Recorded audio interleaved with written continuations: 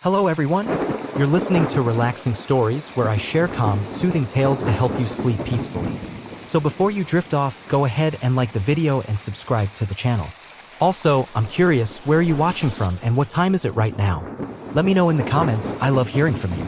Now, find a cozy spot, get comfortable, and let your body relax. What if your childhood fear wasn't a dream but a door you left open? The road twisted like a snake through the hills, narrow and cracked, barely wide enough for Ellie Parker's beat-up Chevy truck. It had been almost 4 hours since she'd seen another car, and the further she drove, the more the trees seemed to lean in like they were watching. The map said Hollow Creek was just up ahead. A town so small, even Google Maps had barely acknowledged it.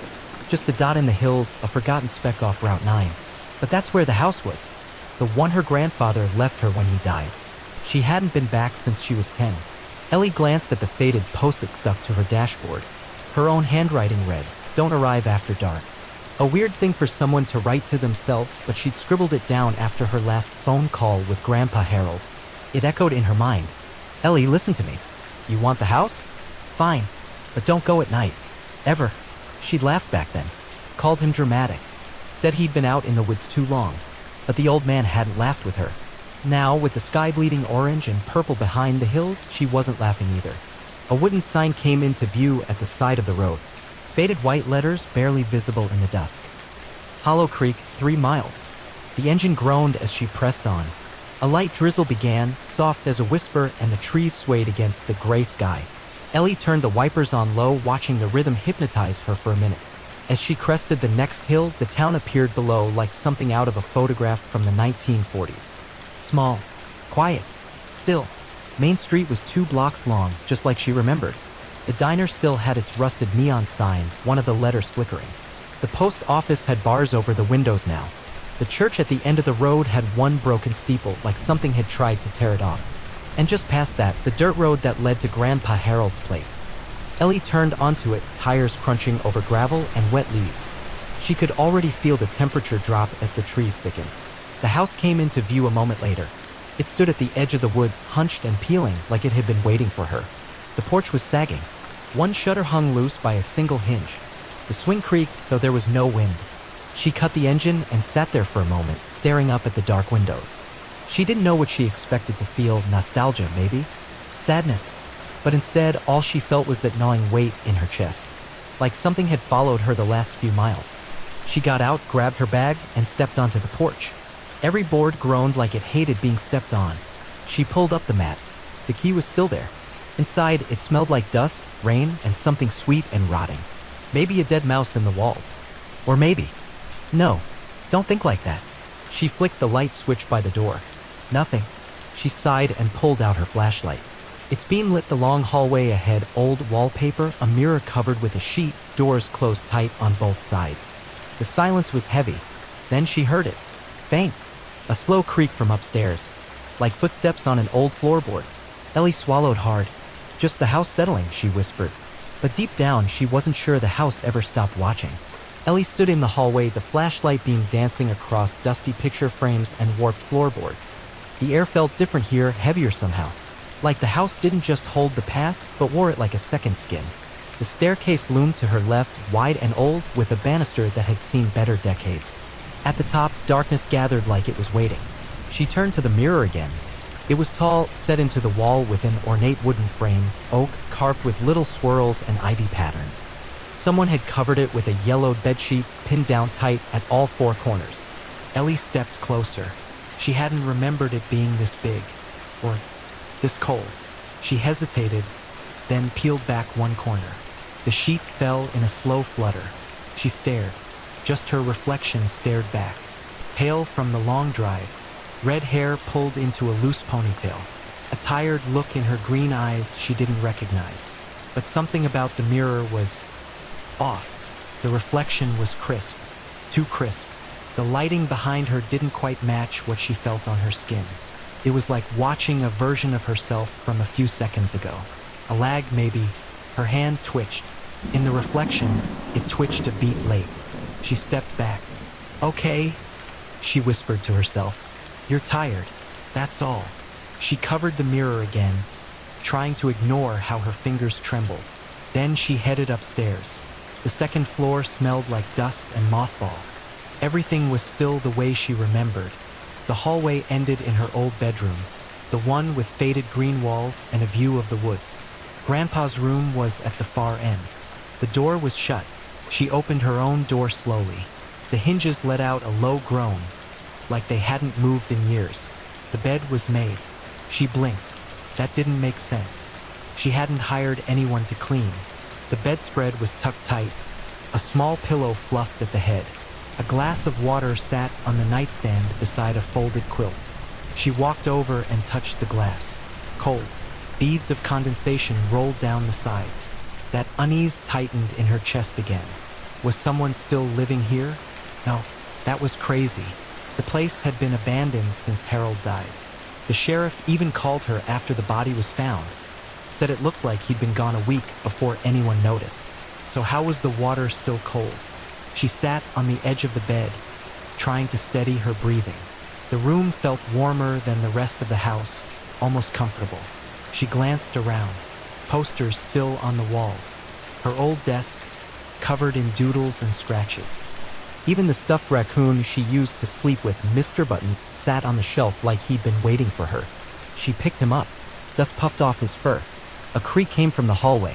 Ellie froze. Not from downstairs this time. This was closer, just outside the room. She stood slowly, walked to the door, and opened it with her flashlight ready. Empty hallway. Another creak, this time behind her. She spun. The bed was still made. But the glass of water? Gone. The quilt was folded on the chair now. Ellie stared at the nightstand, breath shallow. Her voice was barely above a whisper. I didn't do that. The house said nothing.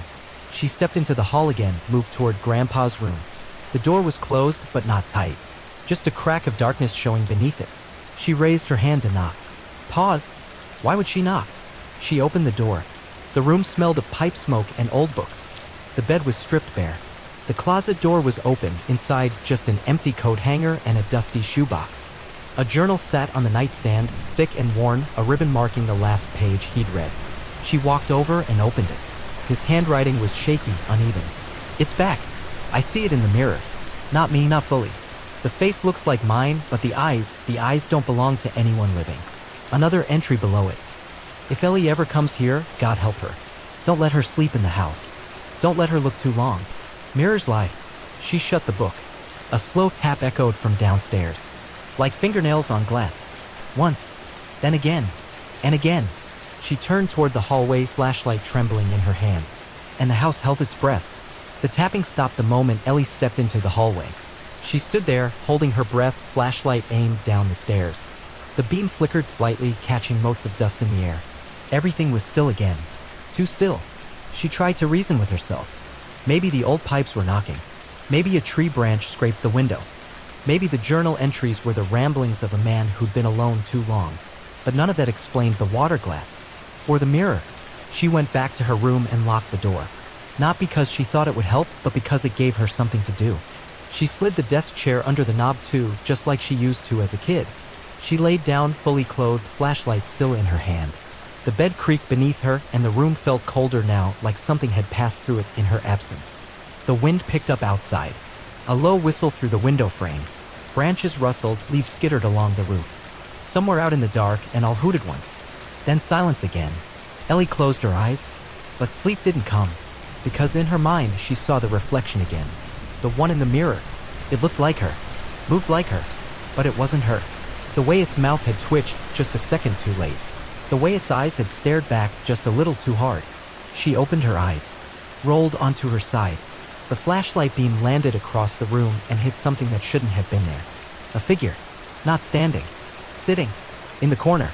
She sat bolt upright. The flashlight beam jerked and the corner was empty. Just shadows and dust and old paint peeling from the wall. Her heart pounded so hard she could feel it in her throat. Okay, she whispered to herself. You're just tired. Long drive. You haven't eaten. It's just the house messing with you. But as she said it, something inside her whispered back. What if it's not the house that's messed up? The next morning came slowly. Light bled in through the curtains, gray and heavy with cloud cover. Ellie felt like she hadn't slept at all. Her muscles ached. Her eyes burned. She made her way downstairs. The kitchen was just as she'd left it. But now there were 3 mugs in the sink. 3. She stopped and stared, her voice barely a breath. There was one. She turned away from them and opened the fridge. It was unplugged, empty except for a shriveled lemon and a small tin of what looked like peanut butter. She didn't feel hungry anymore. Back in the living room, she tried the power again. Flipped the fuse box. Still dead. No lights. No hum of electricity. Just the old house breathing around her, slow and deep. On the mantel above the fireplace was a row of black and white photographs.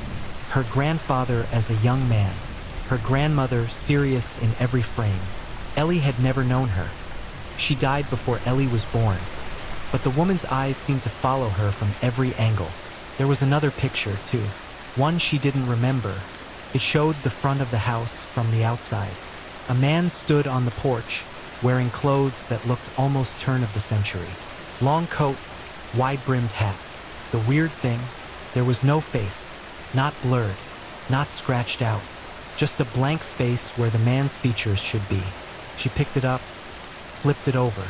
Nothing on the back. No date, no names. Just blank. She set it down gently. Then the front door creaked. Slow, heavy, like someone had just stepped inside. But the lock was still bolted. Ellie backed toward the hallway, flashlight in one hand, the other trembling against the wall. The creak came again, this time from the floorboards behind the couch.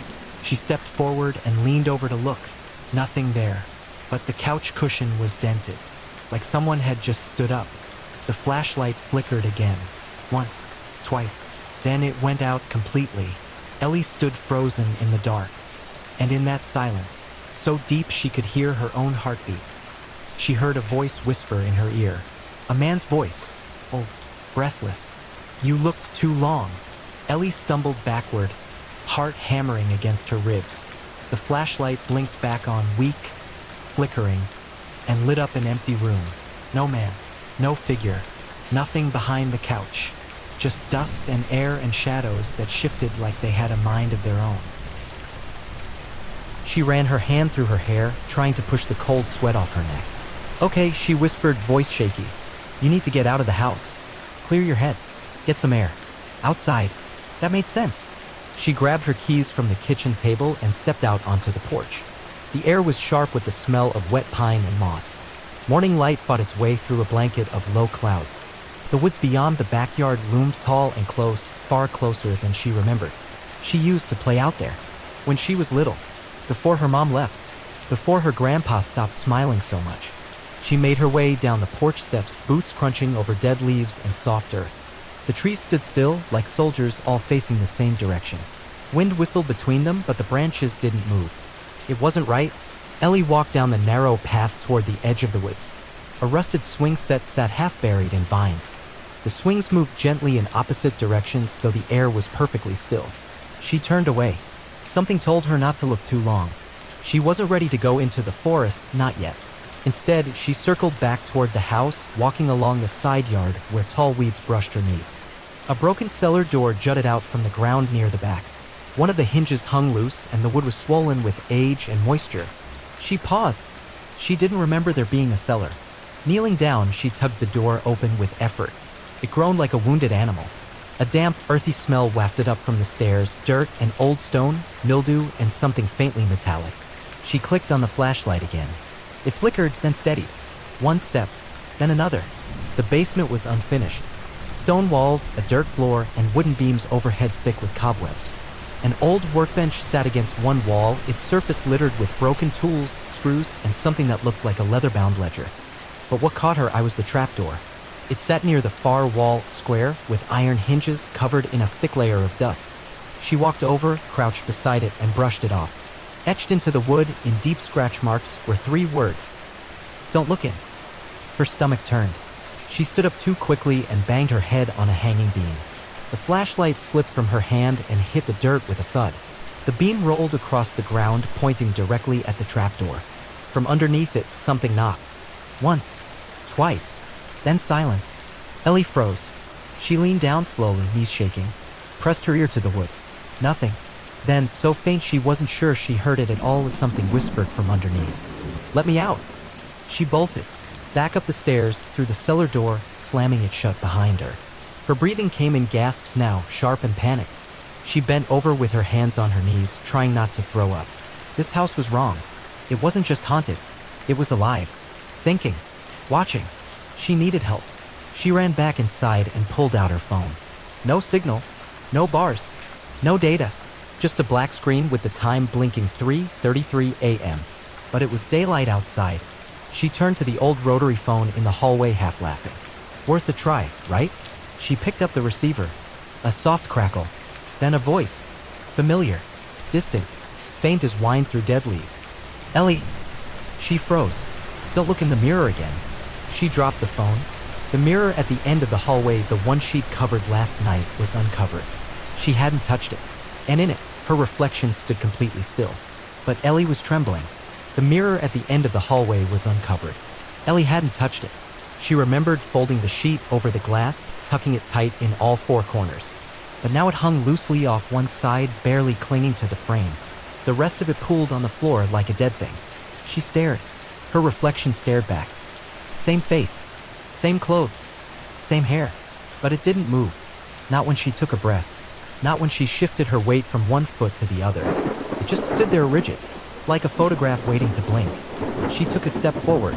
The reflection did not. Another step. Closer. The hallway narrowed somehow. The air got thick, like breathing through syrup. A cold draft pushed up against her back, and her arms prickled with goosebumps. She was 5 feet from the mirror now. The reflection still hadn't moved. Her own face looked strange in the glass, longer, pale like candle wax, the eyes sunk just a little too deep into their sockets. And then, slowly, the mouth in the mirror began to curl. Not a smile. Not quite. It was more like a knowing. A grin that didn't belong to her. Ellie stumbled back, hand flying to her mouth. Her flashlight flickered again, dimming with a soft electric whine. She didn't blink. Didn't dare. In the reflection, her doppelganger leaned forward. Its head tilted ever so slightly. And its lips moved. We remember you. The lights overhead sputtered just for a second. And then the mirror was normal again. Her reflection matched her perfectly. Trembling hands. Wide eyes. Lips parted in terror. Ellie spun and ran back into the living room, grabbing her grandfather's journal off the table. She flipped through the pages, heart racing. Most of the entries were gibberish. Scribbled warnings. Paranoia. Strange drawings of eyes and doors and faces scratched out. But one page stood out. They aren't ghosts. They're echoes. Left behind by whatever used to be in these woods before this town was built. They take your shape. They wait. They slip in through the cracks. Through glass. Through mirrors. Through your dreams. Below that, another line written in a different hand. Smoother. More elegant. If you see yourself where you shouldn't, don't run. Don't look away. And whatever you do, don't speak to it. Ellie felt sick. She had spoken. The thing had spoken to her. A low thump came from upstairs. Then another. Heavy. Deliberate. She crept up the stairs, each step a scream under her weight. She paused at the landing, flashlight trembling in her grip. Silence again. Until she reached the door to her grandfather's bedroom. It was open now. She hadn't left it that way. The covers on the bed were pulled back, perfectly neat. The pillow dented like someone had just laid their head down. The air smelled like pipe smoke again, though no one had lit a match in this house in years. She stepped inside and the door creaked behind her. Slammed shut. She whipped around. Locked. The flashlight flickered again, and this time it didn't come back on. She stood in the pitch dark. Her breath shallow. Too loud in the silence. Then, soft. Barely audible. The sound of breathing. Not hers. It came from the far side of the room. She turned toward the window but saw only black. No trees. No sky. Just pure ink-drenched void pressing against the glass like it wanted in. The breathing moved closer. A floorboard creaked to her left. Then another. She reached out desperate, fingers brushing the nightstand. She felt the journal. And something else. A cold hand. She screamed and backed into the corner. But the voice that answered her wasn't angry. It was calm. Almost sad. You left the door open, Ellie. She shook her head. No, I didn't. You were supposed to close it. Before sunset. Always before sunset. What door? She choked out. Silence. Then, the one beneath the floor. Ellie stood frozen in the darkness of her grandfather's room. The voice had faded. So had the breathing. But the chill it left behind soaked deep into her skin as if something had walked through her, and kept going. She backed toward the door, hand shaking as she reached for the knob. Still locked. She pounded on the wood once, twice. Come on, eh? A soft click. The door opened on its own. Nothing stood on the other side. She stepped out slowly, heart pounding, and closed the door gently behind her. She didn't want to hear that voice again. Not from that room. Downstairs, the house was still. The silence had weight to it, pressing into her shoulders, her chest, her bones. She could feel it in the air, a kind of waiting. The journal was still in her hand. She flipped it open again, walking back to the fireplace where the light from the gray sky through the front windows offered a little comfort. There was a new page near the back. A drawing. It looked like a diagram of the house. A map. Rough. Sketched in pencil. There was the living room, the kitchen, the porch, and then something else beneath it all, marked with a shaky X. Under the hearth, the caption read. Ellie turned toward the fireplace. The stone base was wide, surrounded by ash and wood debris. Her grandfather's old poker set still leaned against the side, blackened from years of use. She knelt beside it, pushing aside the loose bricks at the base. Then she felt it. A groove. She ran her fingers along it, then pushed. A section of the hearth gave way with a low grinding sound. Dust poured from the cracks. And there, beneath the stone, was a trapdoor. Not the one in the cellar. This one was older. Much older. The wood was different, darker, denser, like it had been burned once and then rebuilt. Deep carvings lined the edges, symbols Ellie didn't recognize. Circles inside circles. A triangle with no corners. A shape that looked like an eye, only it had no pupil. Just black. She hesitated, then pulled it open. The smell hit her first, stale and sharp like rotting leaves soaked in iron. A narrow stairwell descended into the dark, far deeper than it should have. It didn't make sense. She knew the foundation of the house. She'd seen the blueprints when settling the estate. There wasn't supposed to be anything down here, but there was. She clicked the flashlight on again. It worked this time. She descended. 1 step, 2, 10. The stairs were old, slick with damp. The walls were dirt, but packed hard, lined with strange wooden beams that looked like they'd been placed there long before the house was ever built. At the bottom, the stairwell opened into a chamber. She wasn't sure what she'd expected. A root cellar? A storm shelter? But the floor was packed earth. A circle of stones sat in the center, arranged with ritual precision. In the middle of that circle, nothing, just a patch of dirt darker than the rest. But it felt like something was there. Ellie stepped closer. Her flashlight flickered again as she entered the circle, and the air grew heavier. The silence here wasn't natural, it was sealed, trapped, like a breath held for centuries. Her hand brushed something nearby, a chair, old wooden hand-carved, facing the circle, like someone used to sit here and watch. She looked behind the chair and gasped. Scattered across the dirt were dozens of pages, torn from different books, journals, scraps of cloth with ink smeared into them. She picked one up. A letter. They came through again, wearing our faces, whispering in grandmother's voice. We should never have opened the mirror. We should never have listened. But they speak like people we love. And when you look too long, they take your shape. They need it to leave. That's why the door must never open.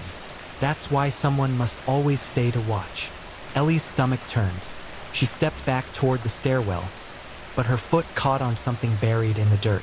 She crouched down, dug gently with her hands, and found a hand, skeletal, wrapped in a faded piece of plaid cloth. Her grandfather's shirt. Ellie fell backward, scrambling to her feet, and stared down at the shallow grave. She hadn't buried him. He hadn't died in town. He had died here. He had never left, and someone or something had taken his place. As she turned to run up the stairs, she heard it.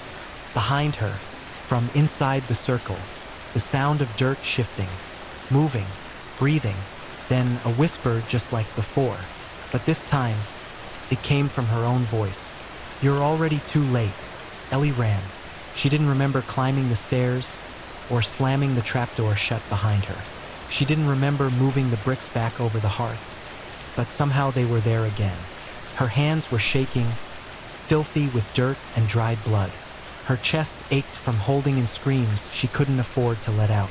She stood in the middle of the living room, gasping for breath. The house had changed again. She didn't see it change, but she could feel it. The angles were sharper, the ceiling lower. The air smelled like damp soil and something faintly sweet, like rotting fruit. She looked up. The lights were on. Every single bulb in the house had lit themselves, but the power was still out. That shouldn't have been possible. And yet, there it was, a warm yellow glow coming from every lamp, every overhead fixture. The light made her feel worse. It felt artificial, like the house was trying to comfort her or distract her. She turned in a slow circle, gripping the flashlight even though she didn't need it anymore. Shadows danced across the walls, but they didn't match her movements. One of them, just to her right, kept standing still, watching. She walked to the wall and touched it. Nothing there, just faded wallpaper peeling at the corners. Then came the scratching, light at first, barely noticeable, like the claws of a mouse. But then it grew louder and closer, came from inside the walls. She stepped back, listened. Another sound joined it, soft breathing. Not hers. She turned to the staircase and saw something that made her blood run cold. On the wall, halfway up the steps, a thin crack had appeared. It wasn't there yesterday, pulsed just slightly, like something was breathing behind it. A whisper floated down from upstairs. A voice she knew. Ellie, her mother's voice. But it couldn't be. She hadn't heard her mother's voice in over 15 years. You left me here. Ellie clenched her jaw. No, you left me. Silence. Then, a loud knock echoed from the front door. 3 sharp pounds. She jumped, spun around. Another knock. She approached slowly, each step feeling like it stretched a mile. Through the peephole, nothing. Just the foggy outline of the woods. She reached for the knob, hesitated. Then another knock came, but this time from the back door. She turned. Silence. Then knocking at the window. To the left. Then again. Right behind her. The house was alive with sound now. Doors, walls, windows. Each one thudding with unseen fists. Each knock came faster, harder, more desperate. Until they all stopped. She held her breath. The silence returned. Then a soft voice came from behind the living room wall. There's someone in here with you. Ellie backed away from the wall. The air grew colder again. A soft hum began, low, metallic, like a tuning fork pressed to the bones of the house. And then she saw it, in the hallway mirror, her reflection again, standing perfectly still. But this time, she wasn't alone. There was someone else behind her. A shape, tall, black, no features, just void, like a shadow that had forgotten how to belong to anyone. She turned. Nothing there. The mirror still showed the figure, but the room behind her was empty. Then the figure in the mirror raised a hand. Ellie watched her own reflection stay still. Only the figure moved. It placed a hand on her shoulder in the reflection, and Ellie felt it in real life. Cold, heavy, her body locked. She couldn't move. The lights began to buzz overhead, dimming, and then darkness, total. When her eyes adjusted, she was no longer in the living room. She was standing in the stone circle beneath the house. The grave at her feet. The journal was gone. The walls were gone. All around her was black soil, breathing like a living lung.